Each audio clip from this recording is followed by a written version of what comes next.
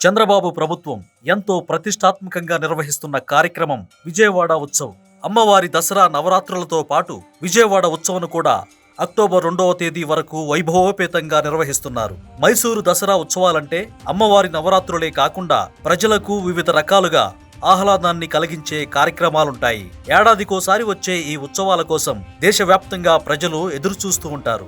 ఆ ఉత్సవాలకు ధీటుగా చరిత్రలో నిలిచిపోవాలనే ఉద్దేశంతో విజయవాడ ఉత్సవను నిర్వహిస్తున్నారు. మాజీ ఉపరాష్ట్రపతి వెంకయ్యనాయుడు, మంత్రి నారా లోకేష్ ఈ ఉత్సవాలను సంయుక్తంగా ప్రారంభించారు. విజయవాడ పేరులోనే విజయం ఉందని, చరిత్ర రాయాలన్నా సృష్టించాలన్నా విజయవాడతోనే సాధ్యమని లోకేష్ అన్నారు.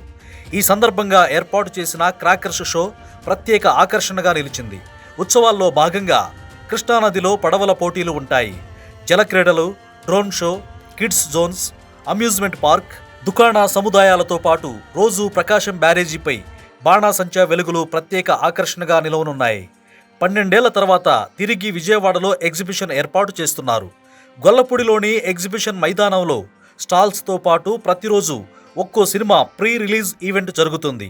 రోజు ప్రముఖ సినీ నటులు కార్యక్రమాల్లో పాల్గొననున్నారు. తుమ్మలపల్లి కళాక్షేత్రంలో 11 రోజుల పాటు సాంస్కృతిక, ఆధ్యాత్మిక కార్యక్రమాలుంటాయి. Miss Vijayawada, Vijayawada idol, 2K, 5K, 20K marathon రన్లు, helicopter, hot air balloons rides ప్రత్యేక ఆకర్షణగా నిలవనున్నాయి. 3000 మంది కళాకారులతో అతిపెద్ద కార్నివాల్ అక్టోబర్ 2వ తేదీన ఉండబోతోంది. 11 రోజుల పాటు విజయవాడ వైభవాన్ని తెలిపే విధంగా డ్రోన్ షో సెంటర్ ఆఫ్ అట్రాక్షన్గా నిలవనుంది. పారాగ్లైడింగ్, హెలీ రైడ్ లాంటి ఎంటర్టైన్మెంట్ ఈవెంట్స్ నిర్వహిస్తున్నారు. వీటిని ఆపించేందుకు వైసీపీ అధ్యక్షుడు జగన్ హైకోర్టుకు, సుప్రీంకోర్టుకు కూడా వెళ్లారు. అన్ని చోట్ల ఎదురు దెబ్బలు తగలడంతో సైలెంట్గా బెంగళూరు వెళ్లిపోయారు.